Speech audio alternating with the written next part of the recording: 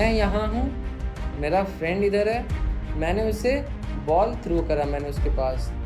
तो ये जो ट्रेजेक्ट्री हुआ, ये जो अगर हम लोग नॉर्मल जब हम लोग 1D में बात करते हैं डिस्प्लेसमेंट होता है, जिसको कि हम लोग किससे डिनोट करते हैं, एक्स से डिनोट करते हैं। बट यहाँ पे डिस्प्लेसमेंट किससे डिनोट होता है, इक्वेशन ऑफ मोशन हमने पढ़ रखा है, ठीक है भैया।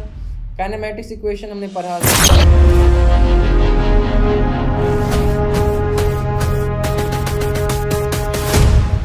Hello WBJE students, so I hope आप सब लोग का प्रिपरेशन बहुत ही अच्छे से चल रहा होगा and I welcome you all to this amazing platform of warriors Educab, जहां हमने स्टार्ट करा है सक्षम सीरीज फॉर यू गाइस, ताकि आप लोग का प्रिपरेशन जो अब तक हो चुका है उसमें और अच्छा सा प्रिपरेशन जाके निकले, आप अच्छा सा PYQ सॉल्व कर पाओ, सीखने को मिले आपको कॉन्सेप्ट, जिस कॉन्सेप्ट में आपको प्रॉब्लम फेस कर रहे हो आप लोग। तो अभी तक हमने सक्षम सीरीज में फिजिक्स में 3 चैप्टर्स कवर कर लिए हैं, जिसमें कि काइनेमैटिक्स का लास्ट लेक्चर हम लोग करने वाले हैं। इससे पहले हमने काइनेमैटिक्स का 3 लेक्चर्स ऑलरेडी देख चुका है। तो आज के लेक्चर्स में हम लोग काइनेमैटिक्स का जो रिमेनिंग पार्ट है डेट इज 2D मोशन, जिसके बारे अभी तक हमने कोई भी बात नहीं करा, कोई भी जिक्र नहीं करा। तो उसके बारे आज हम लोग डिस्कस करेंगे कि 2D मोशन में क्या होता है सर। अभी तक हमने जितना देखा काइनेमैटिक्स में, this is all about 1D motion, जहाँ की जो पार्टिकल और बॉडी था वो सिर्फ एक डायमेंशन में जा रहा था।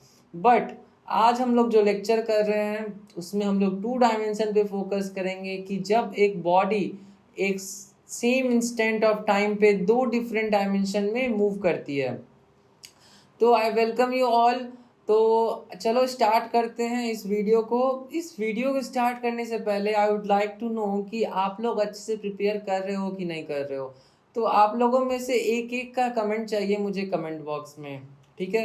एक एक बच्चे का कमेंट चाहिए मुझे कि हाँ सर मैं ठीक से कर रहा हूँ प्रिपेयर, मैं टाइम टू टाइम रिवीजन कर रहा हूँ। साथ ही आपने जो सीट्स बोला था, फॉर्मूला सीट्स बनाने जो बोला था, हम वो काम कर रहे हैं।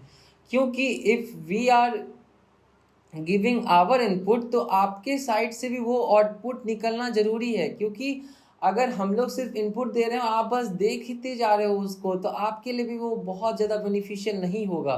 जब तक आप लोग खुद से मेहनत नहीं कर रहे हो, आप लोग टाइम टू टाइम क्वेश्चन नहीं सॉल्व कर रहे हो, नोट्स रिवाइज नहीं कर रहे हो, तब तक इतना पढ़ने का कोई सेंस नहीं बनेगा। तो आप लोग अगर नहीं कर रहे हो रिवीजन टाइम टू टाइम, तो आई वुड रिक्वेस्ट कि जल्दी से आप लोग स्टार्ट करो revision on a regular basis. PYQ solve करना स्टार्ट करो। अगर नहीं सॉल्व हो रहा है तो हमारा टेलीग्राम चैनल है ना, हमने क्यों बनाया टेलीग्राम चैनल, हमने इसीलिए बनाया टेलीग्राम चैनल कि आपको कहीं अगर प्रॉब्लम हो रहा है तो आपको कहीं और ना जाना पड़े। आपको कहीं और न जाने के बदले आपको टेलीग्राम पे आपके पास चैनल है वॉरियर्स एडुकैब का, उस पर आप अपना डॉट पोस्ट करो, टीचर्स को टैग कर दो कि हाँ सर मुझे यहाँ प्रॉब्लम आ रहा, तो आप मुझे सॉल्यूशन दो। अगर आपको उससे नहीं हो रहा तो आप पर्सनली कांटेक्ट कर सकते हो, मुझे कर सकते हो, बाकी टीचर्स को कांटेक्ट कर सकते हो। तो टेलीग्राम चैनल अगर आप लोगों में से किसी ने नहीं ज्वाइन करा तो आप लोग जल्दी से जाके ज्वाइन कर लो, क्योंकि वहाँ बहुत ही ज़्यादा बेनिफिट्स हैं। मैंने बता ही दिया आपको कि डॉट्स पूछ सकते हो आप। सेकंड क्या कर सकते हो आप, आपको नोट्स मिल जाएगा। नोट्स कौन सा मिलेगा सर, तो वैसे नोट्स जो हम लोग अभी पढ़ा रहे हैं, ये जो अभी हम लोग क्लास करने वाले हैं, इसका जो भी नोट्स होगा वो आपके टेलीग्राम चैनल में पोस्ट करा जाएगा। तो उससे आपको क्या बेनिफिट होगा कि इफ़ बाय चांस, मैं सजेस्ट नहीं करूँगा कि ऐसा हो कि आप लेक्चर्स के चलते चलते आप लोगों नोट्स नहीं बना पा रहे हो, लेकिन आप लोग अगर छूट जाए, मे भी छूट जाए, तो आप लोग क्या कर सकते हो कि टेलीग्राम चैनल से आप लोग नोट्स डाउनलोड कर सकते हो और अपना नोट्स कंप्लीट कर सकते हो। साथ ही साथ अगर आपको कहीं प्रॉब्लम आ रहा है नोट्स में, तो आप लोग उस स्पेसिफिक पॉइंट को मेंशन करके आप अपने रिस्पेक्टिव टीचर्स से बात कर सकते हो। तो इसके लिए टेलीग्राम चैनल आप ज़रूर से ज़रूर ज्वाइन कर लो। साथ ही साथ इन फ्यूचर एग्ज़ाम के बाद हम लोग काउंसलिंग के लिए बहुत ही अच्छा टीम है हमारा, जो कि काउंसलिंग बहुत अच्छा कराती है। आपका जो भी मार्क्स होगा उस पर जो best out of best college होगा वो आपको दिलवाने का ट्राई करा जाएगा। तो टेलीग्राम चैनल सब ऑल इन वन है, लाइक यहाँ पे सब कुछ देखने को मिल जाएगा। तो आप टेलीग्राम चैनल को जाओ, डिस्क्रिप्शन बॉक्स में लिंक है, आप टैप करो और ज्वाइन करो मेरा टेलीग्राम चैनल। तो इतने बातों के बाद अब हम स्टार्ट करते हैं कि आज पढ़ना क्या है। इतने बातों के बाद आज हम लोग देखते हैं कि टॉपिक्स क्या क्या हमें क्लियर करना है, आज क्या क्या टॉपिक कवर करना है। तो सर आज हम फर्स्ट टॉपिक क्या करेंगे? तो फर्स्ट टॉपिक हम लोग करेंगे कि व्हाट इज 2D मोशन।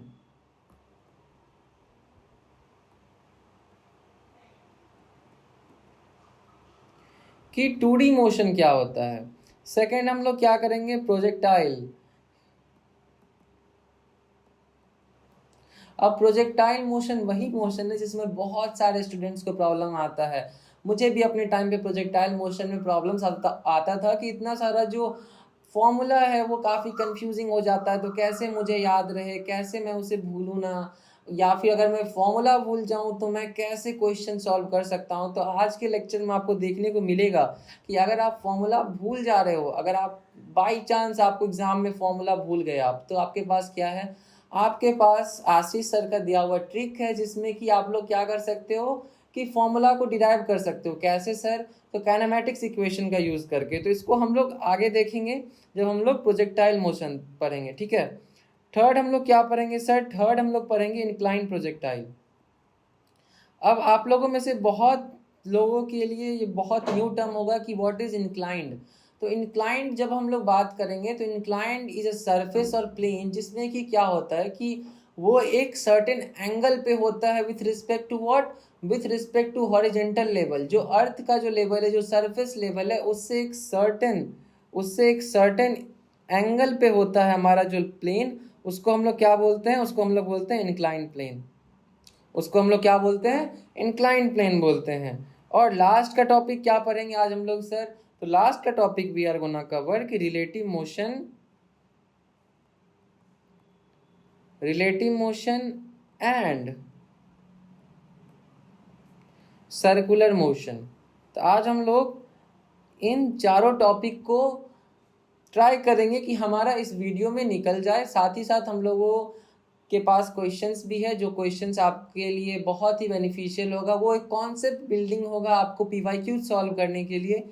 ये क्वेश्चन सॉल्व करने के बाद जब आप पीवाईक्यू सॉल्व करने जाओगे तो आपको दिखेगा कि हाँ सर ने ये कॉन्सेप्ट क्लियर कर दिया, सर ने ये कॉन्सेप्ट क्लियर कर दिया, तो हाँ मैं एबल हूँ कि मैं पीवाईक्यू सॉल्व कर सकता हूँ। अगर आप ध्यान से देखो तो तभी, ऐसे नहीं होगा पीवाईक्यू सॉल्व। पीवाईक्यू सॉल्व होना बहुत ईजी बात नहीं है। उसके लिए आपको क्या करना पड़ेगा? उसके लिए आपको कंसंट्रेट करना पड़ेगा, लास्ट तक वीडियो देखना पड़ेगा कि सर ने क्या क्या कॉन्सेप्ट करवाया है, किस पॉइंट पे क्या न्यू चीज़ें हमें सीखने को मिल रही हैं, कौन से पॉइंट्स मुझे दिमाग में रखना ही रखना है। तो चलो इसके साथ हम लोग टाइम नहीं वेस्ट करते हैं, स्टार्ट करते हैं हमारा 2 डायमेंशनल मोशन। तो देखो 2 डायमेंशनल मोशन में क्या है। 2 डायमेंशनल मोशन मैंने पहले ही समझाया आपको कि जब एक बॉडी सिर्फ एक डायरेक्शन में ना मूव करके 2 डायमेंशन में मूव करे। लाइक देखो, अगर इससे पहले हम लोगों ने जितना पढ़ा है तो हम लोगों ने क्या पढ़ा, हम लोगों ने 1D पढ़ा है।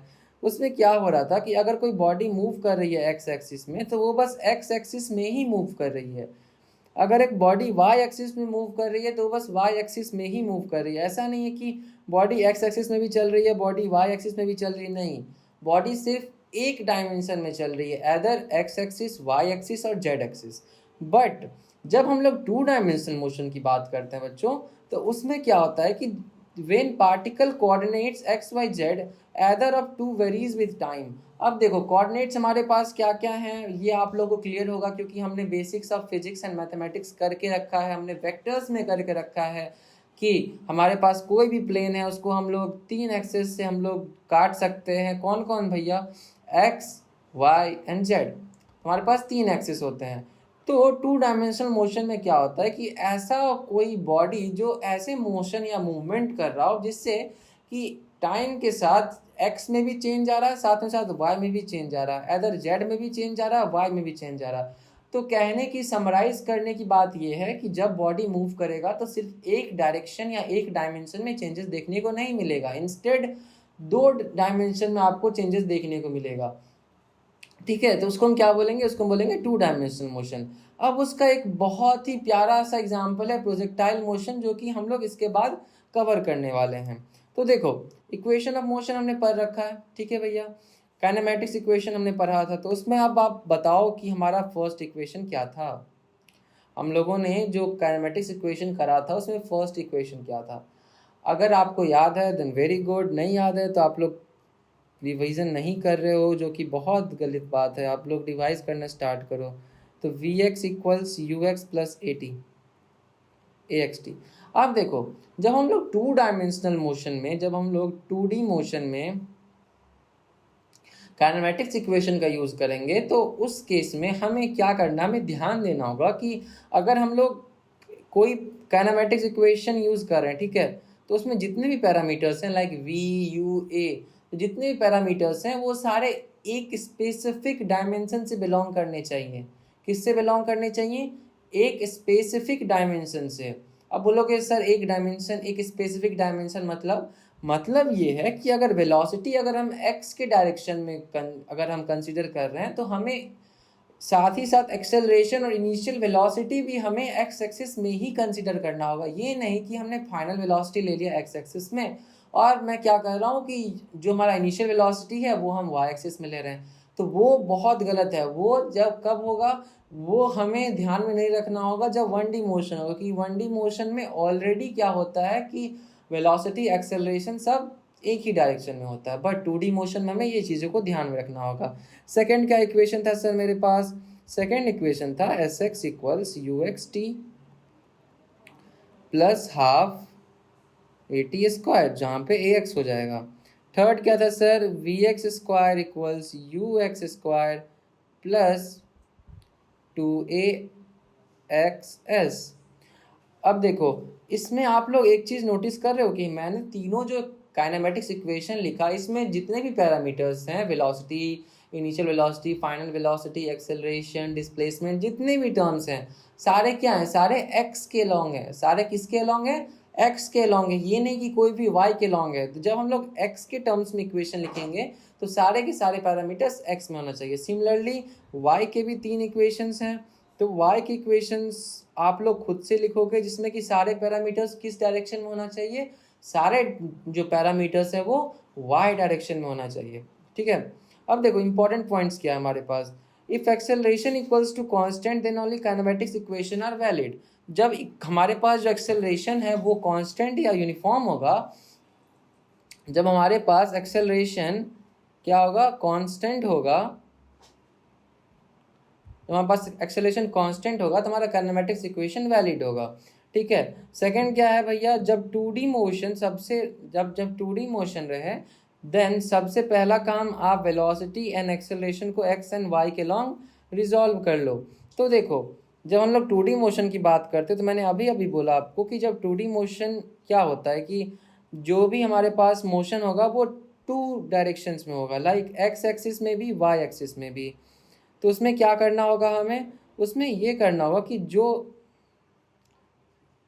लाइक ये वाला हमारे पास एक 2D मोशन का ग्राफ है, ठीक है। इसमें x में भी चेंजेस आ रहा है, लाइक यहाँ पे x1 है तो यहाँ पे x2 है, with respect to what? With respect to time. y में भी हमारा चेंजेस आ रहा है, y1 एंड y2, देख रहे हो? तो x में भी चेंज आ रहा है, y में भी चेंज आ रहा है, ठीक है, विथ रिस्पेक्ट टू टाइम। तो हमारा जो ये वाला जो ग्राफ है, इसको हमें क्या करना होगा? इसको हमें रिजॉल्व करना होगा। सर रिजॉल्व मतलब क्या होता है? तो आपको कहाँ जाना होगा? आपको इस क्वेश्चन का आंसर ढूंढने के लिए आपको जाना होगा वेक्टर्स में। आपने वेक्टर्स का लेक्चर स्किप करा है, तभी आप ये क्वेश्चन पूछ रहे हो कि रिजोल्यूशन सर आपने कैसे करा। तो हमारे पास जो भी वेक्टर होगा या जो भी क्वांटिटी होगा उसको एक्स एक्सिस के लॉन्ग करेंगे तो वो क्या हो जाएगा? V cos theta. अगर थीटा क्या है सर? यहाँ पे थीटा एंगल है with respect to x axis, और वाई एक्सिस में क्या होगा सर रिजोल्यूशन? तो वी साइन थीटा, ठीक है। समझ रहे हो तुम लोग? एक्स एक्सिस के लॉन्ग करो और वाई एक्सिस के लॉन्ग करो। तो जब भी हमारे पास 2D मोशन रहे तो हम क्या करेंगे? हम जब भी कोई क्वांटिटी रहे तो उसको हम लोग एक्स एक्सिस के लॉन्ग रिजॉल्व करेंगे एंड वाई एक्सिस के साथ लॉन्ग रिजॉल्व करना ही करना है, ठीक है। तो हमारे पास इसके बाद एक क्वेश्चन आता है। क्वेश्चन क्या बोल रहा है देखो, a body of mass m equals to 2 kg, m equals to 2 है हमारे पास, is moving with the velocity u equals 4i cap plus 4j cap.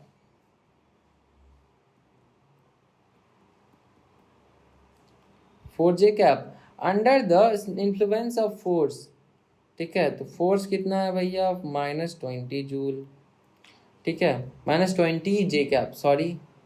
What will be the distance covered with the body after 3 second, T कितना भैया, T है 3 second. क्या पूछ रहा है हमसे, डिस्टेंस पूछ रहा है, ठीक है। हम लोग कौन से इक्वेशन का यूज़ करेंगे वो हम बाद में देखते हैं। पहले हमसे क्या पूछा जा रहा है, देखो पहले हमसे बोला जा रहा है कि जो फोर्स लग रहा है वो कहाँ लग रहा है भाई, फोर्स लग रहा है जे कैप में। इसका मतलब निगेटिव वाई एक्सिस, क्योंकि निगेटिव साइन है यहाँ पे, निगेटिव वाई एक्सिस पे। तो अब आप मुझे बोलो कि अगर जो हमारे पास फोर्स है वो अगर वाई एक्सिस में लग रहा है तो जो वेलोसिटी पे चेंज होगा वो किस डायरेक्शन में होगा। लाइक वेलोसिटी ये भी है, बॉडी पहले से ही एक सर्टेन वेलोसिटी के साथ मूव कर रही है, जिसमें कि i cap that is x axis के लॉन्ग जो उसका ये है वेलोसिटी है वो भी 4 के यूनिट में है, एंड वाई एक्सिस में भी 4 के यूनिट में है। बट यहाँ पे चेंज क्या है, यहाँ पे यूनिक पॉइंट ये है कि फोर्स जो है वो कहाँ किस डायरेक्शन में अप्लाई हो रहा है, वो एक्स वाई एक्सिस में ये लग रहा है।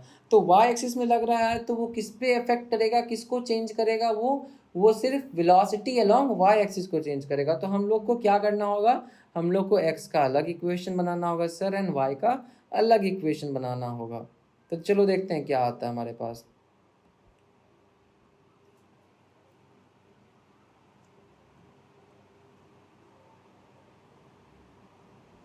देखो x में क्या है हमारे पास, u है बस। तो हम जानते हैं कि जो डिस्टेंस का फॉर्मूला क्या होता है, डिस्टेंस का फॉर्मूला सर होता है s इक्वल्स यू कितना है 4 है इंटू टी है प्लस हाफ AT² सर। लेकिन यहाँ पे तो एक्सेलरेशन है ही नहीं x के राउंड, x के लॉन्ग तो कोई एक्सेलरेशन है ही नहीं, तो एक्सेलरेशन वाला टर्म यहाँ पे पूरा कितना हो जाएगा, 0 हो जाएगा, क्योंकि एक्सेलरेशन a इक्वल्स टू 0 है। तो एस एक्स कितना आ जाएगा, 4 × 3 दैट इज 12, कितना हो जाएगा 12। अब बात करें एस वाई की, तो एस वाई में देखो, एस वाई में क्या है, एस वाई में 4t प्लस हाफ, एक्सेलरेशन कितना है भाई। तो अगर मेरे पास फोर्स गिवन है तो हम एक्सेलरेशन निकाल सकते हैं। कैसे निकाल सकते हैं sir, m a, force equals to क्या होता है, एम ए होता है। तो -20 जूल, ठीक है, 20 joule, I am bar bar sorry, 20 joule ना हो के क्या पढ़ेंगे, 20 J कैप, ठीक है, वो डायरेक्शन डिनोट कर रहा है।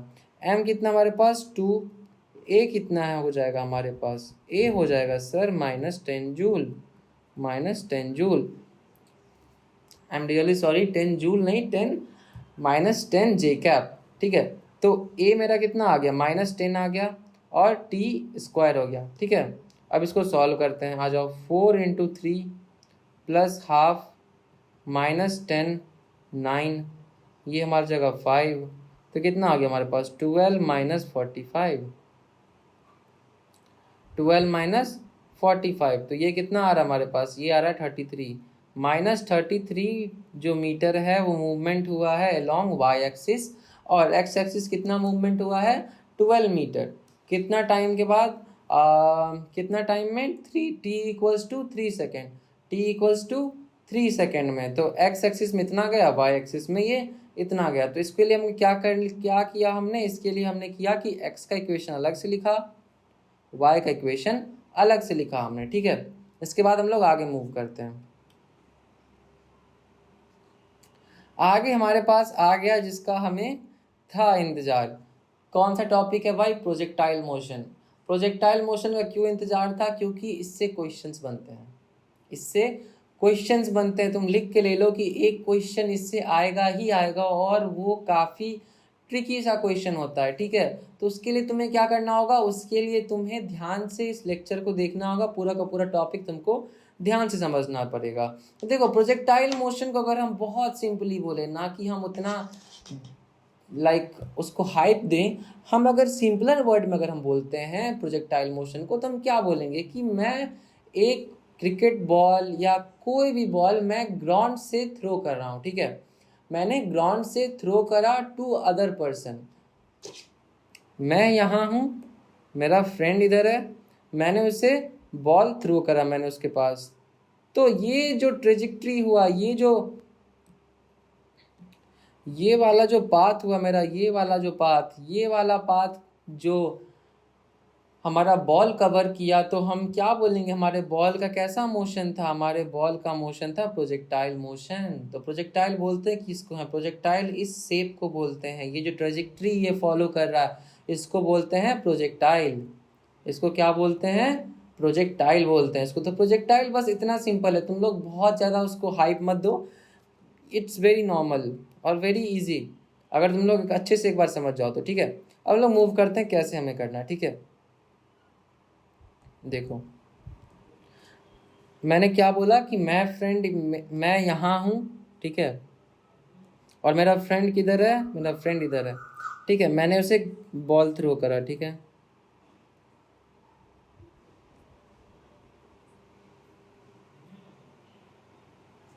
ठीक है, मैंने उसे बॉल थ्रो करा। अब देखो, अब यहाँ पे बहुत ही इंटरेस्टिंग बात है, मैंने यहाँ से बॉल थ्रो करा तो मैंने कुछ वेलोसिटी के साथ मैंने इस बॉल को थ्रो करा होगा। इतना तो तुम लोग जानते हो कि कुछ ना कुछ वेलोसिटी तो मैंने दिया होगा, तभी बॉल मूव कर रही है, उसके पास पहुंच रही है। तो उतना हमें वेलोसिटी देना इज़ नेसेसरी, तो मैंने यू नॉट दिया उसको, ठीक है, वी नॉट दिया, चलो ठीक है, मैंने वी नॉट वेलोसिटी से फेंका। अब देखो 2D मोशन, मैं इसीलिए बोलता हूँ एक एक पॉइंट को ध्यान में दो तुम। जब 2D मोशन रहे देन सबसे पहला काम आप वेलोसिटी एंड एक्सेलरेशन को x and y along resolve करो। तो यहाँ पे क्या है भैया, यहाँ पे 2D मोशन है, तो अब इसे रिजॉल्व करो। एक्स एक्सिस की तरफ अगर हम इसे रिजॉल्व करते हैं अलोंग एक्स एक्सिस, तो क्या होगा, ये हो जाएगा वी नॉट, और ये किसी सर्टेन एंगल पे हमने थ्रो करा था, ठीक है, तो हमारा कितना हो जाएगा, ये वी नॉट कॉस थीटा। और इसे अगर मैं रिजॉल्व करूँ, कैसे रिजॉल्व करूँ, वाई एक्सिस के लॉन्ग, तो इस पे हमारे पास क्या आ रहा है, हमारे पास आ रहा है v naught sine theta, v naught cos theta and v naught sine theta.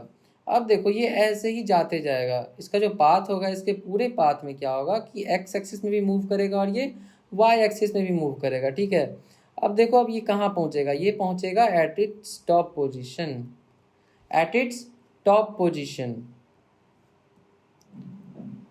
अब देखो किसी बॉल को अगर तुम वेलोसिटी दे रहे हो, ठीक है, और उस वेलोसिटी से वो ऊपर जा रहा है, ठीक, उसके बाद जब वो टॉप पोजीशन में पहुंच जाता है तो उसके बाद वो गिरना क्यों शुरू होता है। तुम ये चीज़ सोच के देखो कि कोई बॉल मैंने थ्रो करा, ठीक है, वो एक सर्टेन हाइट पे चला गया, उसके बाद वो नीचे आने लगता है, क्यों भाई, क्यों, क्योंकि जो उसका वेलोसिटी होता है in the direction of what, in the direction of x axis, sorry in the direction of y axis. Sir y axis क्यों, क्योंकि y axis is perpendicular to the surface of the earth. अगर हम difference को लेके चले तो y axis is perpendicular to the earth, तो किसी चीज़ को अगर हमें ऊपर भेजना है तो वो किसके अलोंग होगा, वो वाई एक्सिस के अलोंग होगा। तो जब वाई एक्सिस के अलोंग जब वेलोसिटी हमारा जीरो हो जाता है तो वो ऊपर जाना बंद हो जाता है। इस बात को समझो, बहुत इंपॉर्टेंट पॉइंट है ये, इससे तुम डिसाइड कर पाओगे कि तुम प्रोजेक्टाइल समझने वाले हो या फिर नहीं हो।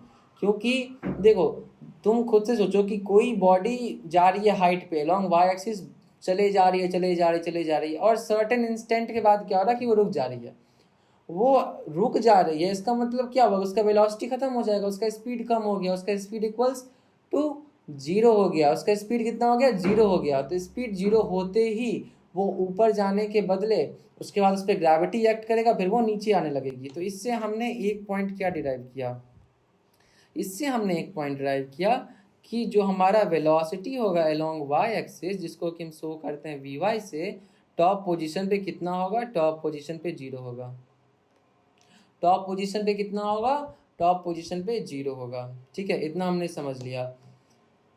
ओके, अब बताओ तुम एक्सेलरेशन कैसे होगा इस केस में।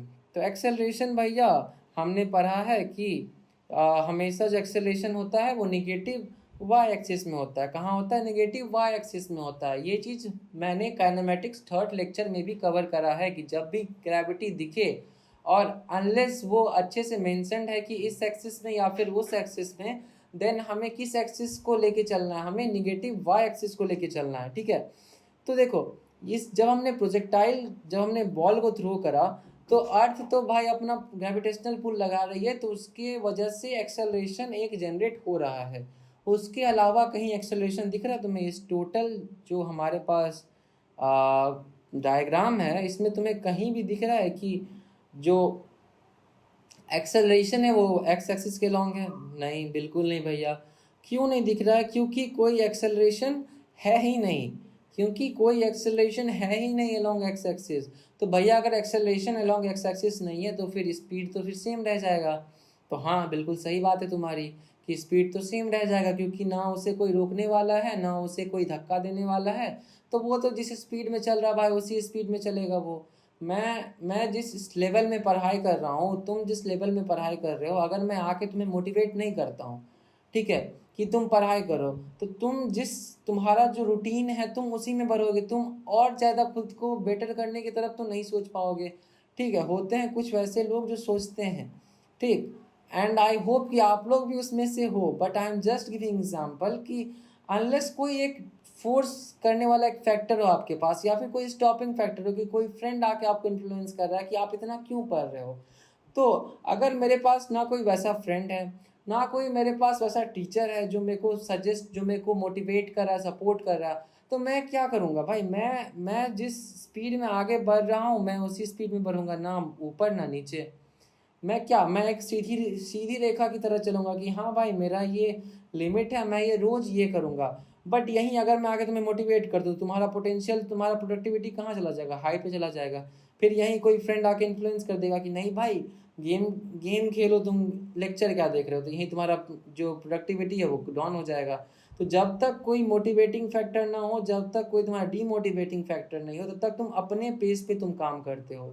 सिमिलरली यहाँ अप्लाई होता है कि बॉल अपने पेस पे जाते रहती है जब तक कि कोई उसे छेड़े ना, छेड़े इन द सेंस कोई उसे फोर्स ना करे टू चेंज द स्पीड और वेलोसिटी। ठीक है, तो जो हमारा एक्स एक्सिस, इससे हम एक और चीज़ हमारा क्या क्लियर हुआ कि भैया एक्स एक्सिस के अलॉन्ग तो कोई एक्सेलरेशन है नहीं। तो इसका मतलब हम क्या बोल सकते हैं कि जो हमारा वेलोसिटी होगा एक्स एक्सिस के अलॉन्ग, वो हमेशा क्या होगा? वो हमेशा कांस्टेंट होगा।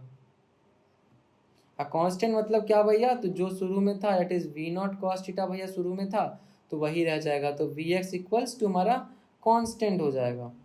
ठीक है, इतनी बातें समझ आई। तो हमने क्या क्या देखा? हमने देखा कि टॉप पोजीशन पे वी वाई जीरो हो जाएगा। क्यों? क्योंकि एक टॉप पॉइंट पे जाने के बाद वाई एक्सिस के लॉन्ग वेलोसिटी जीरो होती है, तभी वो स्टार्ट फॉलिंग डाउन। ठीक है, उसके बाद हमने क्या देखा कि एक्स के लॉन्ग वेलोसिटी हमेशा ही सेम रहेगी। क्यों भैया? क्योंकि एक्सेलरेशन एक्स के लॉन्ग है ही नहीं। Third point we are gonna see कि जो ग्रेविटी है, ग्रेविटी हमेशा किस डायरेक्शन में होगा? ग्रेविटी हमेशा नेगेटिव वाई एक्सिस के डायरेक्शन में होगा। तो इसलिए वो वाई एक्सिस के अलॉन्ग एक एक्सेलरेशन है, तो इसीलिए वो जो वेलोसिटी वो कभी भी यूनिफॉर्म नहीं रह पाएगा, वो वेलोसिटी चेंज होती रहेगी। और सबसे लास्ट बात अगर हम लोग डिसाइड, मतलब अगर हम डिस्कस करें, तो दिस इज अबाउट कि जिस वेलोसिटी के साथ तुम थ्रो करोगे, ध्यान से सुनना, जिस वेलोसिटी के साथ तुम थ्रो करोगे किसी प्रोजेक्टाइल को, सेम उसी वेलोसिटी से वो क्या होता है? स्ट्राइक करता है अर्थ को। किसको स्ट्राइक करता है? अर्थ को स्ट्राइक करता है। ठीक है, अर्थ को वो स्ट्राइक करता है। तो इन चीज़ों को तुम्हें ध्यान में रखना है। और इसका जो फिर इसे हम रिजोल्यूट करेंगे, इसका जो वैल्यू होगा वो इसके बराबर होगा, इसका वैल्यू है वो इसके बराबर होगा, वी नॉट कॉस थीटा के। ठीक है, तो चलो इसको आगे मूव करते हैं। तो इंपॉर्टेंट पॉइंट्स में पहला ही पॉइंट हमारा u x equals u cos theta, a x equals to हमारा जीरो है। So there is uniform velocity along x axis. देखो मैंने अभी यही बात समझाया तुम्हें कि एक्स के अलॉन्ग एक्सेलरेशन है ही नहीं, तो जो हमारा वेलोसिटी है अलॉन्ग एक्स एक्सिस वो हमेशा का हमेशा यू कॉस थीटा ही रह जाएगा। U y equals u cos theta और a y equals a sine theta शुरुआत में। So the velocity along y axis continuously changes. देखो अब वाई के अलोंग वेलोस एक्सेलरेशन आ गया, तो एक्सेलरेशन आने से क्या होगा? एक्सेलरेशन आने से वेलोसिटी पे इफेक्ट पड़ेगा, वेलोसिटी पे इफेक्ट पड़ेगा तो कंटिन्यूसली वेलोसिटी चेंज होते रहेगा। ठीक है, third point, at the top velocity is perpendicular to acceleration. velocity is perpendicular to acceleration, hence there is no velocity along y axis at the top। ठीक है, अब तुम बोलोगे सर इसका मतलब क्या? इसका मतलब समझाओ मुझे अच्छे से। ठीक है, मैं समझा रहा हूँ तुम्हें।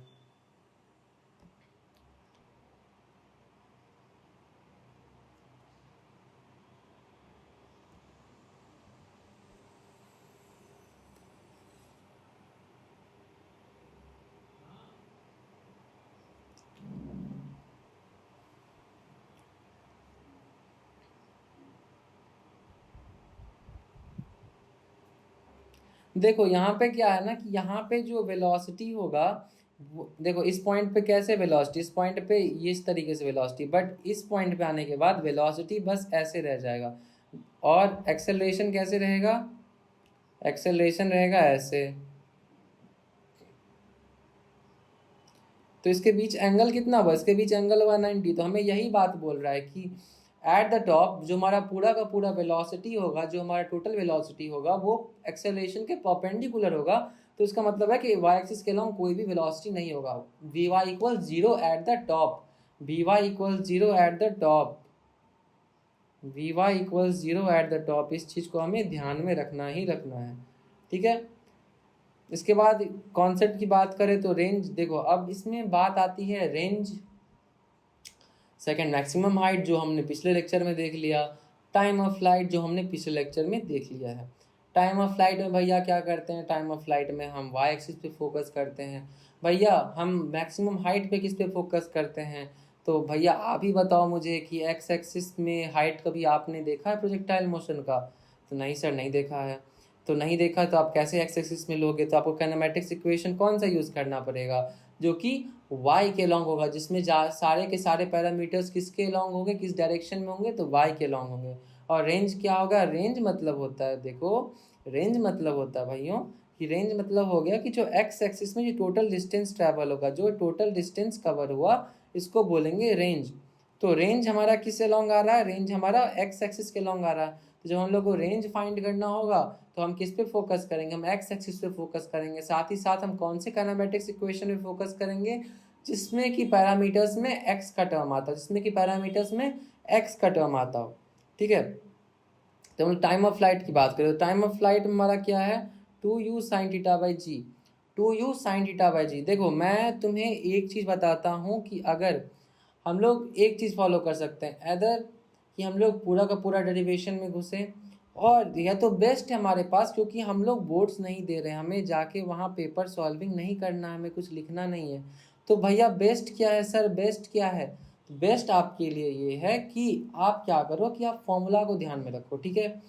मैं ये हर एक चैप्टर्स के लिए बोल रहा हूँ, बट मैंने जैसा कि आपको प्रॉमिस करा था, मैं अपने प्रॉमिस से नहीं भागूंगा। भले भले ही मुझे थोड़ा ज़्यादा टाइम लगे, आपको थोड़ा ज़्यादा टाइम इन्वेस्ट करना पड़े, बट मैं सजेस्ट करूँगा कि एग्ज़ाम में आप भूलो ना। तो ठीक है, चलो हम लोग टोटल टाइम ऑफ फ्लाइट के लिए पता करते हैं कि भैया कौन सा इक्वेशन को हम लोग फॉलो कर सकते हैं। देखो तो सबसे पहली बात क्या दिमाग में आनी चाहिए कि जब हम लोगों को टोटल टाइम फाइंड करना है तो हमें किससे एक्सिस को ध्यान में देना है, हमें देना है वाई एक्सिस को ध्यान में। अब वाई एक्सिस के सोच के कोई एक ऐसा ये बनाओ, तुम क्या बोलते हैं काइनेमेटिक्स इक्वेशन, तुम सोचो कि कौन सा लगेगा।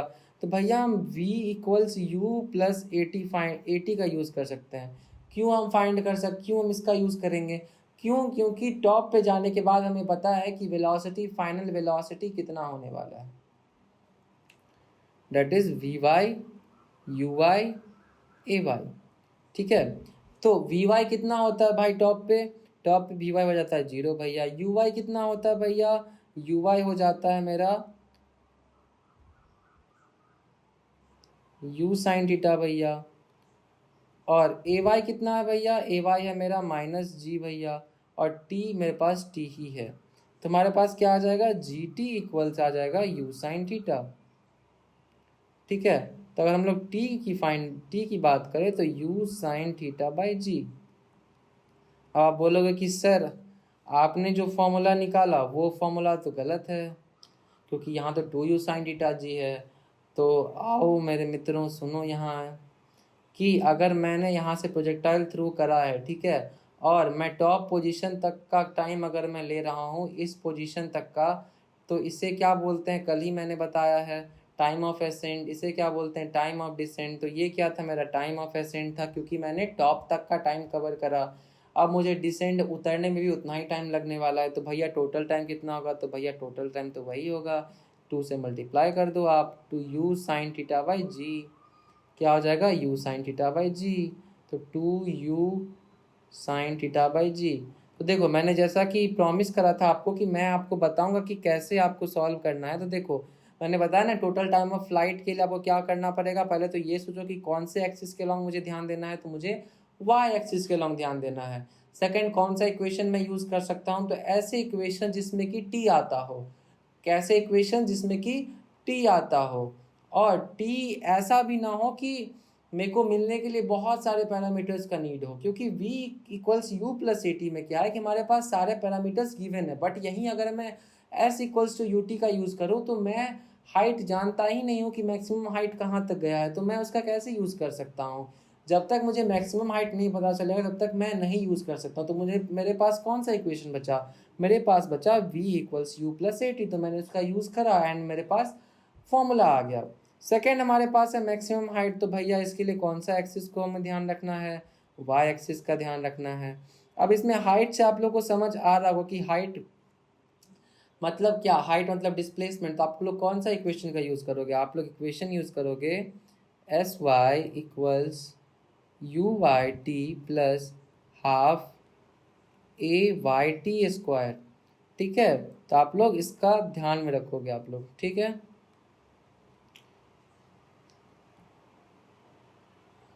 मैंने पहले वाला समझाया आप लोगों को, इसके बाद ये वाला आप लोग खुद से ट्राई करो डिराइव करने का। नहीं बने मेरे को बोलो, नहीं बने कमेंट करो, नहीं बने टेलीग्राम में मैं ऑलरेडी एडेड हूँ उस चैनल में, मेरे को पर्सनल मैसेज करो। बट ट्राई करो कि ये वाला चीज़ तुम्हें फिर से तुम्हारे एग्ज़ाम में काम आएगा, तो तुम इसे डिराइव करो, ठीक है। इसमें कुछ नहीं करना, इसमें तुम्हें एक सर्टेन पॉइंट पकड़ना है और उस पॉइंट पे जो वेलोसिटी है, उस पॉइंट पे जो एक्सेलरेशन है, वो सारे चीज़ों को हम लोग को ध्यान में रख के इसे कंप्लीट करना है, ठीक है। उसके बाद रेंज की बात करें तो रेंज भैया हॉरिजेंटल ऐसे ही लिखा हुआ है। हॉरिजेंटल एक्सिस मेरा कौन सा होता है, तो एक्स एक्सिस होता है भैया। तो एक्स एक्सिस होता है तो कैसे हॉरिजेंटल रेंज निकालेंगे, तो उसके लिए हमें टोटल टाइम चाहिए होगा भैया, कि टोटल टाइम कितना है। यू हमारे पास पता ही है इनिशियल वेलोसिटी कितना है, और उससे हम लोग एस एक्स का यूज़ करके हम लोग फाइंड कर सकते हैं भैया, 1/2 ax t²। अब देखो मैं इतना बोल के छोड़ रहा हूँ, इसका मतलब ये नहीं कि मैं इजी ले रहा हूँ। मुझे चाहिए, हर एक बच्चों का कमेंट चाहिए मुझे कि सर मैंने करा, और जो फॉर्मूला एक्चुअल फॉर्मूला है ये वाला, ये मुझे मैंने खुद से डिराइव करा। देखो यहाँ पे तुम देख के तुम छोड़ दोगे वो अलग बात है, अगर तुम खुद से करते हो तो वो जो कॉन्फिडेंस होता है, वो जो बूस्ट मिलता है खुद को, वो बहुत बड़ी बात है। वो तुम्हें एक लॉन्ग टाइम तक तुम्हारे अंदर रहेगा। तो इसको तुम लोग करो, प्रॉब्लम हो मैं हूँ, टेलीग्राम चैनल है, कमेंट सेक्शन है वहाँ बताने के लिए कि सर मुझे प्रॉब्लम हो रहा है। बाकी हॉरिजेंटल रेंज का फॉर्मूला ध्यान में रखो, हाइट का फॉर्मूला ध्यान में रखो, एंड टाइम ऑफ फ्लाइट का फॉर्मूला ध्यान में रखो। इसका फॉर्मूला सीट बना के इसको ध्यान में रखना हम लोगों को, ठीक है। अब बात करते इक्वेशन ऑफ ट्रेजेक्ट्री। देखो इक्वेशन ऑफ ट्रेजेक्ट्री कुछ ऐसा है कि बहुत डीप में पढ़ने वाला है, ठीक। तो बहुत डीप में पढ़ने के लिए कहाँ क्वेश्चन आता है सर, तो वैसा क्वेश्चन कहाँ आता है, वैसा क्वेश्चन आता है जेई एडवांस में, कि आप लोग को ट्रेजेक्ट्री में कुछ कुछ चेंजेस करके आपको सॉल्व करना होता है। बट अगर हम लोग WBJE की बात करें तो वहाँ पे आपको ऐसा क्वेश्चन नहीं होगा, वहाँ पे आपको ट्रेजेक्ट्री का बस ये ध्यान रखना होगा। ये आपको कहीं भी पूछा जा सकता है कि x tan theta minus gx² 2u² upon cos² theta. इसको आप लोग ध्यान रखो, x tan theta minus gx² upon 2u² cos² theta, ठीक है। आई नो टाइम लगेगा थोड़ा सा आप लोग को, लेकिन थोड़ा सा टाइम आप लोग इन्वेस्ट करो, थोड़ा जल्दी उठने का ट्राई करो मॉर्निंग में, कि जो भी चीज़ें हमें मेमोराइज़ करनी है, जो भी चीज़ें हमें याद करनी है, वो चीज़ सुबह बहुत अच्छे से होती है, लाइक बहुत अच्छे से। तो उस चीज़ का ट्राई करो आप लोग, ठीक है। इक्वेशन ऑफ ट्रेजेक्ट्री को हम लोग सेकेंड तरीके से भी लिख सकते हैं कि x tan थीटा को अगर हम लोग कॉमन ले लें तो 1 minus gx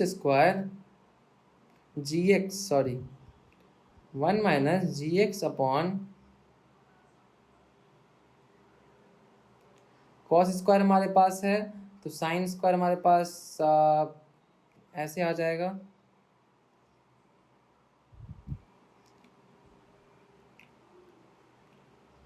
x tan theta हमने कॉमन लिया, 1 हमारे पास आया, x यहाँ से गया, tan थीटा यहाँ से गया, मतलब साइन बाय कॉस जा चुका है, ठीक है।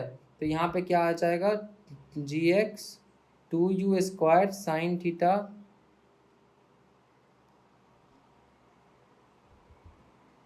Cos theta, sine theta and cos theta आएगा।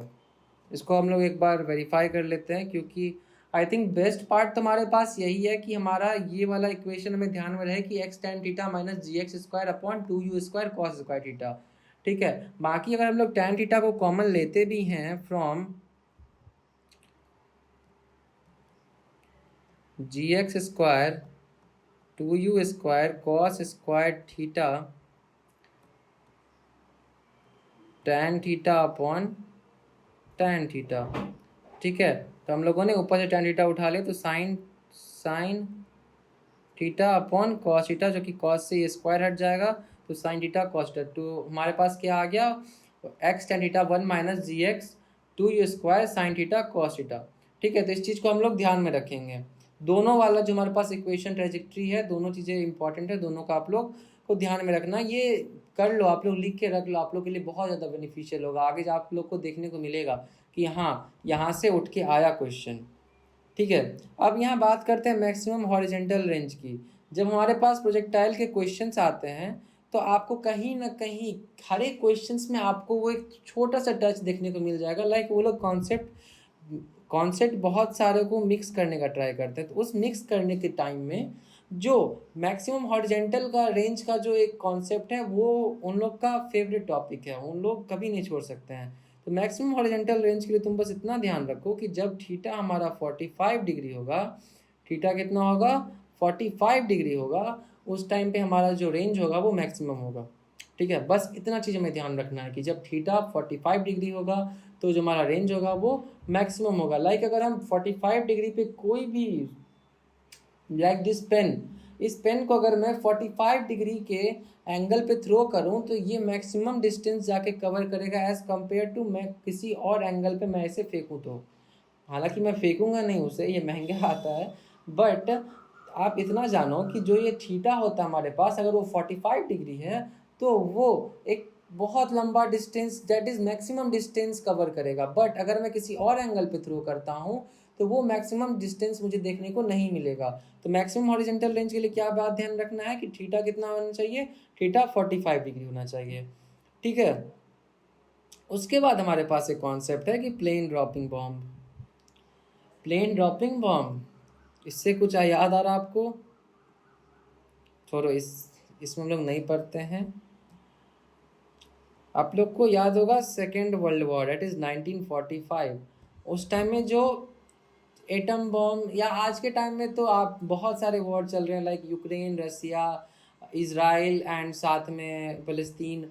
तो इन सब में क्या हो रहा है कि एयरक्राफ्ट के यूज से बॉम्ब को एक सर्टेन पॉइंट पे थ्रो करना होता है। लाइक बहुत ही स्पीड में जो जेट्स होते हैं, बहुत स्पीड में वो लोग ट्रैवल कर रहे होते हैं, लाइक बहुत स्पीड में मूव करते हैं, और उससे एक मिसाइल हमें गिराना है एट अ सर्टेन पॉइंट।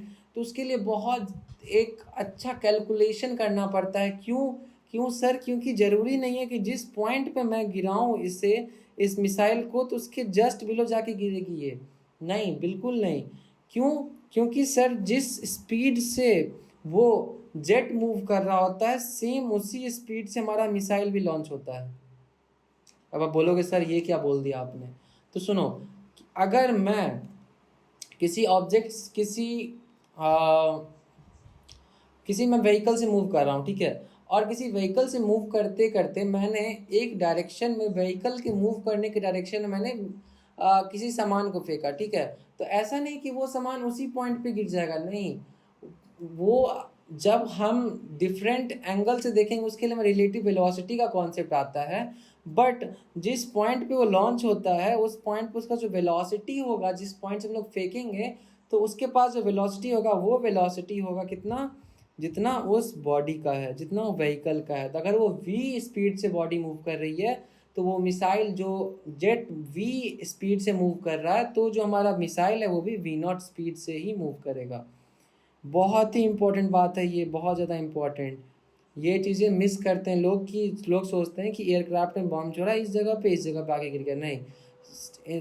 जब शुरू वाला बात होता है उस टाइम में क्या होता है कि जो मिसाइल लॉन्च होता है वो हमारा वो सेम वेलोसिटी से लॉन्च होता है जिस वेलोसिटी से हमारा एयरक्राफ्ट मूव कर रहा होता है। जिस वेलोसिटी से हमारा एयरक्राफ्ट मूव करता है सेम उसी वेलोसिटी से हमारा मिसाइल भी लॉन्च होता है, ठीक है।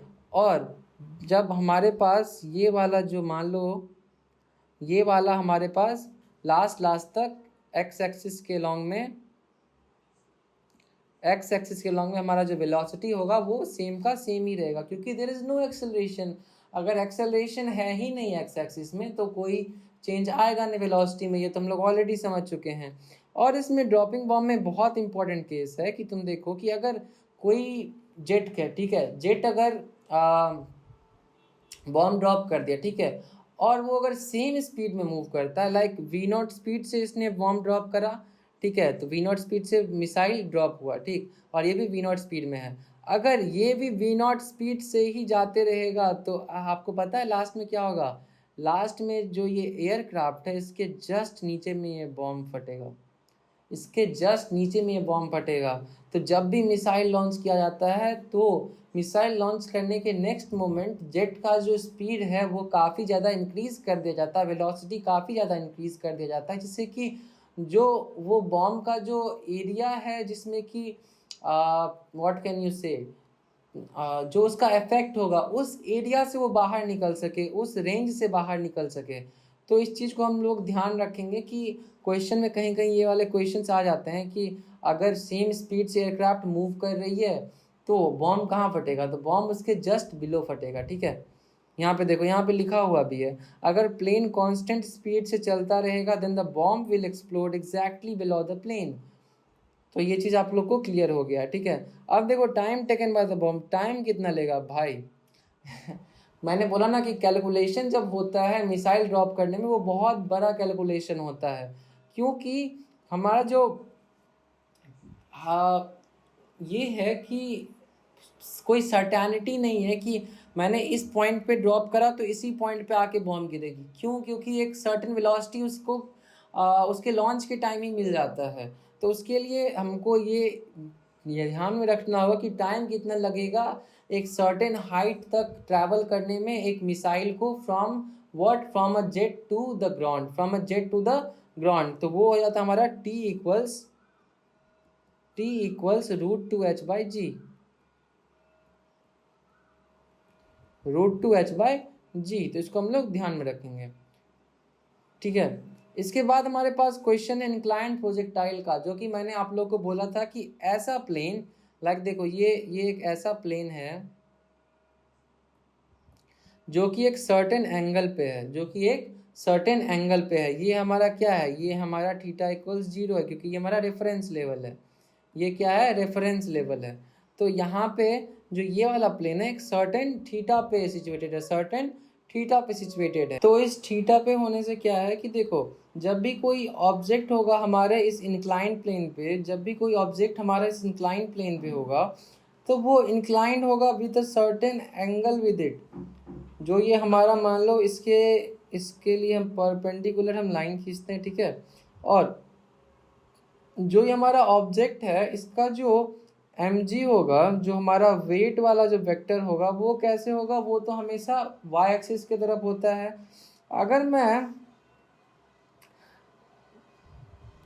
अगर मैं एक नॉर्मल प्लेन की बात करूं, लाइक जो प्लेन आइडियल प्लेन की बात करूं, तो उसमें क्या होता है? उसमें y एक्सिस इस तरीके से होता है। बट मेरा क्या है? मेरा प्लेन जो है वो किस तरीके से है? मेरा प्लेन है इंक्लाइंड प्लेन। बट स्टिल जो मेरा mg का जो मैंने क्या बोला था, जो हमारा ग्रेविटेशन का जो होता है वेक्टर, वो हमेशा किस डायरेक्शन में होगा? नेगेटिव y एक्सिस में ही होगा, चाहे वो इंक्लाइंड प्रोजेक्टाइल है चाहे वो कोई भी प्रोजेक्टाइल हो। तो देखो ये हमारा mg हो गया, हमारा g, जिसको अगर हम अभी g लेके चले बस, तो that will be more better कि जो हमारा एक्सेलरेशन है वो g नीचे की तरफ है, ठीक है। इतना किसी भी इंक्लाइन पे हो, तुम बस एक चीज़ ध्यान रखना, जब तुम फ्री बॉडी डायग्राम बनाओगे जो कि हम एनएलएम में देखेंगे, तो उसमें जो हमारा एक्सेलरेशन टू ग्रेविटी जो आएगा वो y एक्सिस की तरफ आएगा, तो देखो ये हमारा क्या नॉर्मल। तो इसके बाद हम देखते हैं कि हमारा एंगल क्या बनता है, ठीक है। हमारा एंगल क्या बनता है? तो ये वाला जो एंगल होगा हमारा, ये वाला एंगल क्या हो जाएगा? थीटा हो जाएगा। ये वाला एंगल क्या हो जाएगा? हमारा थीटा एंगल हो जाएगा। सर थीटा एंगल कैसे हो जाएगा? तो इसके लिए चाहिए मैथमेटिक्स। इसके लिए चाहिए मैथमेटिक्स। अब बोलोगे सर मैथमेटिक्स आप बोल रहे हो, तो देखो यहाँ पे क्या होगा कि यहाँ से लेके यहाँ ये जो हमारा है ये कितना एंगल बना रहा है, ये 90 डिग्री बना रहा है हमारा एंगल, ये 90 डिग्री बना रहा है, ठीक है। तो अगर हम इसको एक ट्रायंगल कंसीडर करें तो ये वाला एंगल कितना हो जाएगा, ये वाला एंगल हमारा हो जाएगा 90 माइनस थीटा। अब पूरा का पूरा ये एंगल ही है 90 डिग्री, अब पूरा का पूरा ये एंगल ही है 90 डिग्री, तो 90 degree equals theta plus 90 minus theta, sorry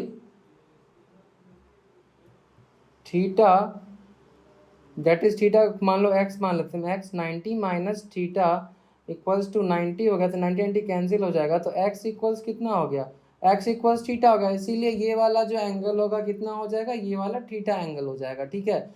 इस चीज़ को हम ध्यान रखेंगे कि ये थीटा एंगल हो जाएगा, ठीक। इसके बाद जो भी वेलोसिटी आएगा, जो भी कुछ भी आएगा, मान लो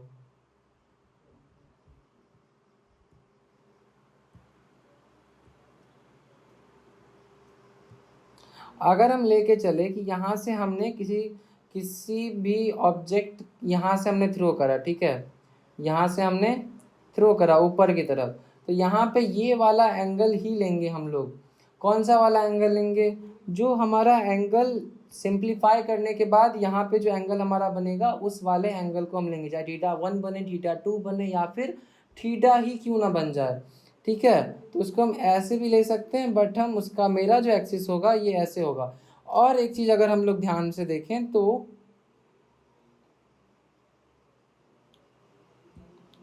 तो देखो हमारा नॉर्मल प्लेन के लिए जो हम लोग यूज़ करते हैं वाई एक्सिस एक्स एक्सिस वो इस तरीके से है, बट जब हम लोग इंक्लाइंड की बात करें तो इंक्लाइंड में क्या होता है, इंक्लाइंड में जो हमारा प्लेन बनेगा उसका वाई एक्सिस एक्स एक्सिस इस तरीके से होता है।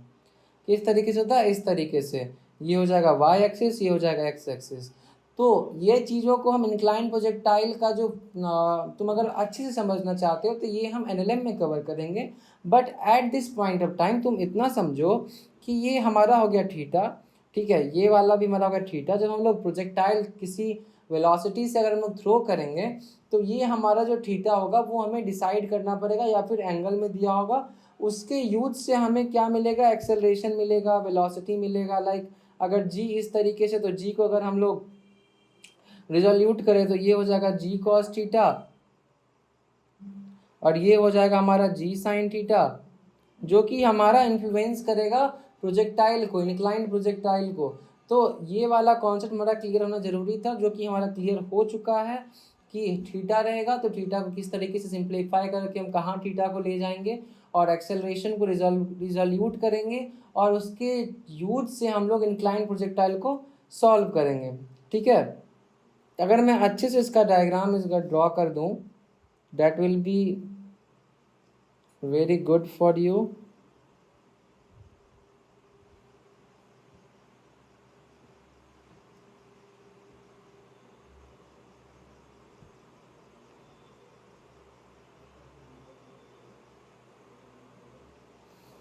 ये हमारा ऑब्जेक्ट हो गया, ठीक है, ये हमारा हो गया थीटा जो एंगल है, ठीक, ये हमारा हो गया acceleration due to gravity that is g हो गया। अब देखो, अब हम लोग इसके जो ऑब्जेक्ट है जिस इंक्लाइन पे उसके ऊपर हम परपेंडिकुलर खींचेंगे। तुम बताओ कि अगर मैं इस लाइन पे परपेंडिकुलर खींचूं तो वो ऐसे बनेगा, बट यही मेरा लाइन अगर ऐसे बन गया है तो इसके 90 डिग्री अगर मैं परपेंडिकुलर खींचूं तो वो कैसा बनेगा, वो कुछ ऐसा बनेगा।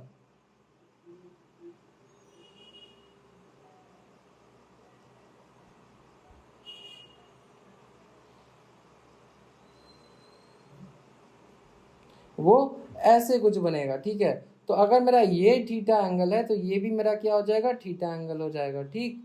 अगर मेरा ये जी है तो अगर हम इस जी को, अगर हम इस एक्सेलरेशन को रिजोल्यूट करें तो जी कॉस थीटा हमारा ये वाला हो जाएगा, एंड हमारा जो जी साइन थीटा होगा, जी साइन थीटा हमारा ये वाला हो जाएगा। उसके बाद हम फोकस करेंगे कि v का जो एंगल दिया हुआ क्वेश्चन में वो क्या है।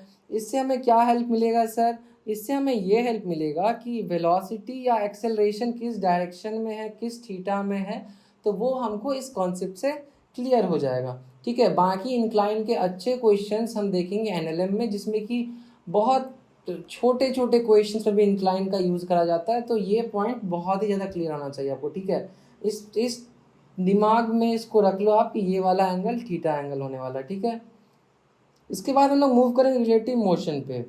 किस पे मूव कर रहे हैं सर? रिलेटिव मोशन पे। तो ये सब सारे छोटे टॉपिक्स हैं, बट अगर यूज़ हो जाए क्वेश्चन में तो थोड़ा वो प्रॉब्लम करता है। तो देखो, इसमें जानने के लिए बस इतना ही है कि रिलेटिव मोशन आपको क्वेश्चंस में यूज़ कर दे कि वी ए बी, अगर वी ए बी लिख दिया तो सर इसका मतलब क्या है? तो इसका मतलब होता है कि velocity of A with respect to b, velocity of A with respect to v. अगर सर इसको मैथमेटिकल हम लिखे तो कैसे लिखेंगे सर? तो इसको हम लिख सकते हैं वी ए बी को जो बाद में है उसको पहले लिखो। ठीक है, V B minus B A, V B minus B A. तो ये क्या हो गया सर? तो ये मेरे relative velocity of A with respect to B हो गया, velocity of A with respect to B. अब देखो, अब इसका यूज़ कहाँ आता है सर? इसका यूज़ आता है क्वेश्चन सॉल्विंग में, जब टू बॉडीज की बात चल रहे हो और वो मूव कर रहे हो। ठीक है, और दे आर मूविंग। ठीक है, अगर टू बॉडीज मूव कर रहे हैं, इन दैट केस हम एक बॉडी को रेस्ट में लेके हम दूसरे बॉडी में उसका एक्सेलरेशन ऐड कर सकते हैं। अब वो कैसे होगा सर? देखो, मैं तो पहले ये बोलूँगा कि इस चीज़ को तुम ध्यान रखो। तुम्हारे लिए बस इतना ही बहुत इंपॉर्टेंट है कि वी ए बी अगर लिखा हुआ तो इसका मतलब क्या होगा। ठीक है, इसका मैथमेटिकल मतलब ये होगा, इसका जो इन द सेंस अगर लैंग्वेज अगर हम बोले तो ये इसका मतलब होगा। ठीक है, बट देखो, इसका मतलब अगर रिलेटिव वेलोसिटी का मतलब अगर अच्छे से जानना है तो वो ऐसे होगा कि मान लो दो बॉडीज मूव कर रहे हैं। लाइक ये बॉडी हो गया तुम्हारा, ए बॉडी हो गया। ठीक है, ये ए बॉडी तुम्हारा मूव कर रहा है with a velocity V A, और जो हमारा दूसरा बॉडी है वो मूव कर रहा है वी बी से। ठीक है, तो एक कर रहा है वी ए से एंड दूसरा कर रहा है वी बी से। ठीक है, तो अब इनके बीच का अगर हम ये निकालते हैं कि हमें रिलेटिव वेलोसिटी फाइंड करना, तो रिलेटिव वेलोसिटी में क्या करना होता है कि इस वाले पार्ट को तुम उठाओ और इसको तुम ऐड कर दो इसमें।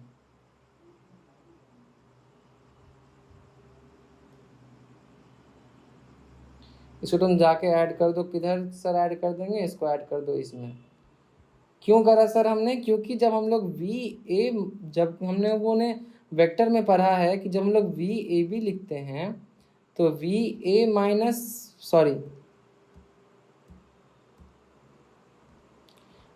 बी माइनस बी ए होता है। ठीक है, तो जब मैं वी बी ए कैलकुलेट करूंगा तो मैं क्या लिखूंगा? V a minus b b. तो उससे मुझे क्या मिल रहा है? उससे मुझे मिल रहा है relative velocity of B with respect to A. ठीक है, तो अगर मुझे ये निकालना है तो मैं क्या करूं? मैं वी ए के साथ माइनस में, इसको हम लोग कैसे लिख सकते हैं? इसको हम लिख सकते हैं v a plus minus v b, बिल्कुल लिख सकते हैं सर। तो अगर मैं पॉजिटिव करके निगेटिव कर दूं वी बी को, तो वी बी पहले कैसे था? वी बी इस डायरेक्शन में था, बट वी बी अब कैसे हो गया? इस डायरेक्शन में हो गया। क्यों हो गया सर? क्योंकि हम रिलेटिव वेलोसिटी निकाल रहे हैं। तो रिलेटिव वेलोसिटी में अगर निगेटिव का साइन है तो हम लोग निगेटिव में उसको ला के उसको ऐड कर देंगे। ठीक है, तो इन दोनों को जब हम लोग ऐड करेंगे तो हमको क्या मिलेगा? हमको मिलेगा वी बी ए, मतलब relative velocity of B with respect to A, relative velocity of B with respect to A.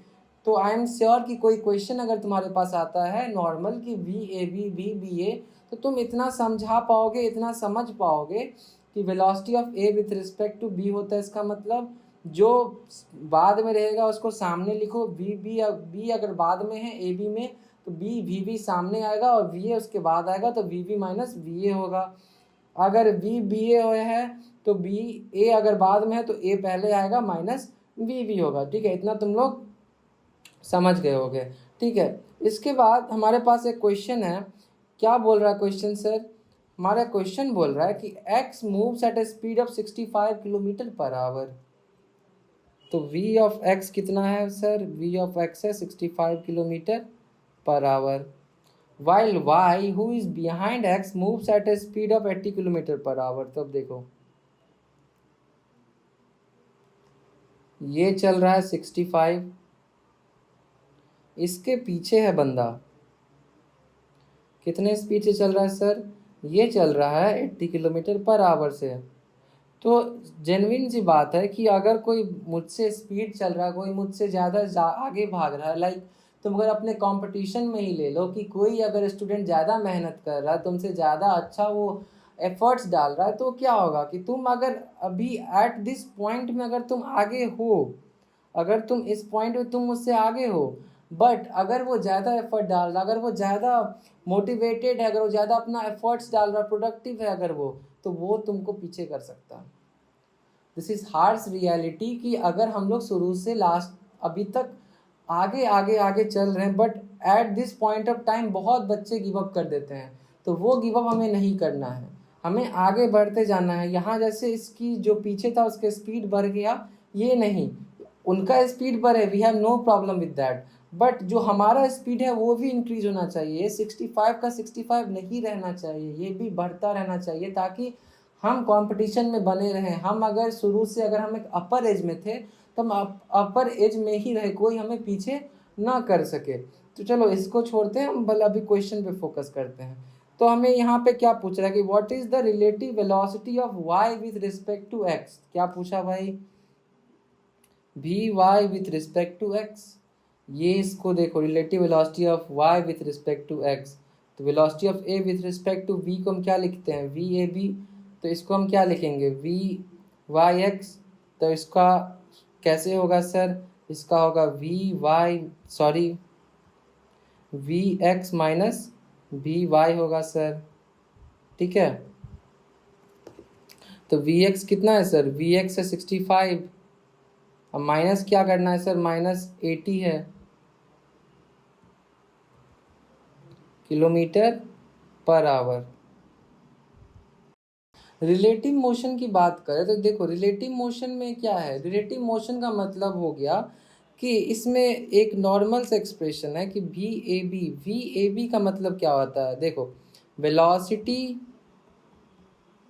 Of A with respect to what? With respect to b. देखो, रिलेटिव मोशन तुम्हें ऐसा एक topic है जो कि normal questions में तुमको use होते हुए दिख जाएगा कि क्वेश्चंस में बीच में उठा के वो लोग यूज कर देते हैं कि रिलेटिव वेलोसिटी, वो लोग बोलेंगे भी नहीं, वो लोग कैसे करेंगे? तो वी ए बी कर देते हैं कि लाइक ऐसे तुम्हारा एक्सप्रेशन डाल देंगे वी ए बी। अब तुम इसे कैसे समझोगे? तो इसके लिए तुम्हारा रिलेटिव मोशन का कॉन्सेप्ट क्लियर होना चाहिए। तो वी ए बी है मान लो, तो velocity of A with respect to b, और इसका मैथमेटिकल एक्सप्रेशन क्या होता है सर? इसका मैथमेटिकल एक्सप्रेशन होता है कि we a minus v b, कि ए का जो वेलोसिटी है माइनस बी का वेलोसिटी, ठीक है। लाइक इसका यूज़ कहाँ होता है सर? तो इसका यूज़ होता है कि अगर दो बॉडीज मूव हो रहा है मान लो,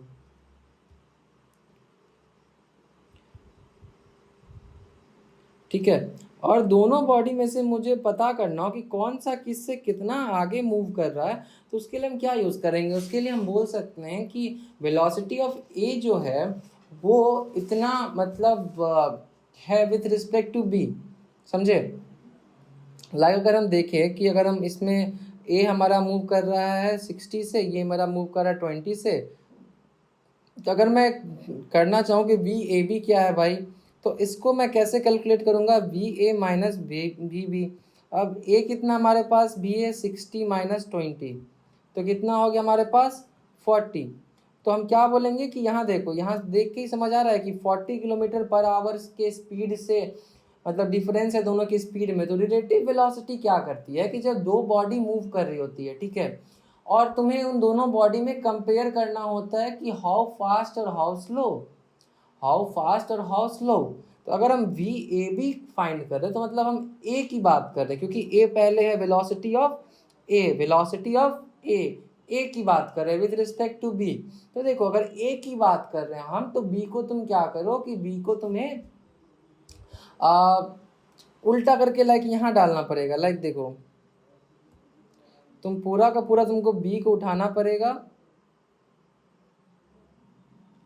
उसका डायरेक्शन ही चेंज करना पड़ेगा तुमको, और उस डायरेक्शन को चेंज करके तुमको यहाँ डालना होगा। ठीक है, तो अब क्या होगा कि ए का डायरेक्शन एंड बी का डायरेक्शन इज डिफरेंट। अब ए का डायरेक्शन एंड बी का डायरेक्शन इज डिफरेंट, तो इस केस में क्या होगा कि हमें ए का वेलोसिटी मिल जाएगा विथ रिस्पेक्ट टू बी, मतलब 60 माइनस 20, 60 माइनस 20। अब 60 माइनस 20 है तो भाई 40 ही होगा।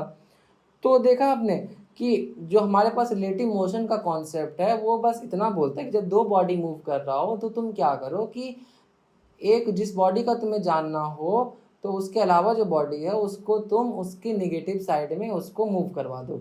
अगर ये इस साइड में मूव कर रहा था तो तुम उसे इस साइड में मूव कराओ, अगर वो इस साइड में मूव कर रहा था तो तुम उसे इस साइड में मूव करवाओ। ठीक है, तो इसके बाद हमारे पास है, इसको हम लोग एक अच्छे से लिख लें तो वी ए बी को हम लिखेंगे v a minus b v. ठीक है, अगर हम लोग लिखते हैं वी बी ए तो इसको कैसे लिखेंगे सर, तो वी बी माइनस बी ए। ये चीज़ बहुत ही ज़्यादा क्लियर होना चाहिए तुम लोग को कि अगर रिलेटिव मोशन का कॉन्सेप्ट आ रहा है तो ये चीज़ में बच्चे कंफ्यूज होते हैं। तो जो पहले आ रहा है उसको पहले लिखो, जो पहले आ रहा है उसको पहले लिखो, उसमें से माइनस करना। तो ये चीज़ बहुत ही ज़्यादा इंपॉर्टेंट है, इसको ध्यान में रखोगे तुम लोग। ठीक है, इसके बाद हमारे पास क्वेश्चन है कि x moves eight A speed of 65 kilometre per hour. ठीक है, चलो x को ड्रॉ करते हैं कि x बाई किस तरीके से चल रहा है। ये चल रहा है 65 किलोमीटर पर आवर के स्पीड से। ठीक है, यहीं जो हमारा y है जो इसके पीछे है, y इज बिहाइंड, वो कितने स्पीड से मूव कर रहा है भाई, वो कर रहा है 80 किलोमीटर पर आवर के स्पीड से। तो हमसे क्या पूछ रहा है कि what is the relative velocity of y with respect to x, relative velocity of y with respect to x। तो क्या पूछ रहा है, वी वाई एक्स, क्या पूछा, वी वाई एक्स। तो अब तुम्हें तो कैलकुलेशन पता ही है कि v y minus v x लिखना हमें, तो वो क्या बन जाएगा, वी वाई हमारे पास 80, वी एक्स हो गया हमारे पास 65, तो टोटल हमारे पास कितना आ रहा है, हमारे पास 15 किलोमीटर पर आवर आ रहा है। तो तुम एक चीज़ देखो, दोनों का डिफरेंस कितना था, दोनों का डिफरेंस इज 15। तो अगर हम लोग रिलेटिव वेलोसिटी y का फाइंड करें तो हमको क्या बताया कि y जो है वो 15 किलोमीटर पर आवर स्पीड से ज़्यादा, स्पीड के ज़्यादा मूव कर रहा है with respect to x। x जिस स्पीड से मूव कर रहा है उसके 15 किलोमीटर पर आवर ज़्यादा स्पीड से मूव कर रहा है y। तो ठीक है, तो इससे हमारा रिलेटिव वेलोसिटी से हमारा ये चीज़ अच्छे से क्लियर हो जाता है। ठीक, इसका हमारे पास नेक्स्ट क्वेश्चन है कि two trains each 30 metre long are travelling in opposite directions. एक ये हमारे पास ट्रेन है, ठीक है, और एक दूसरा हमारे पास ट्रेन है।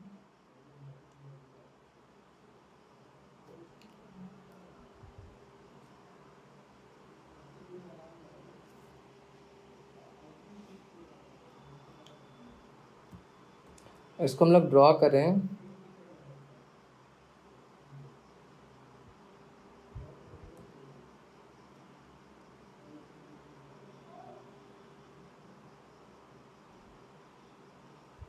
ठीक है। पहला ट्रेन हम लोग लिखते हैं T1, दूसरा ट्रेन हम लोग तो T2। लेंथ तो कितना है भाई, लेंथ तो मेरा 30 है ही ऑलरेडी। ठीक है, 30 मीटर मेरा लेंथ है। ठीक, ट्रेन का अपोजिट डायरेक्शन में मूव कर रहे with velocities 5 metre and 10 metre per second. ये 5 से और ये 10 से मूव कर रहा। ठीक, they will cross after, they will cross after. इसके बीच में डिस्टेंस नहीं रखा है तो इसके बीच में हम डिस्टेंस को कितना मान लेते हैं, इनके बीच का डिस्टेंस जो है यहाँ से यहाँ तक का वो है x = 0।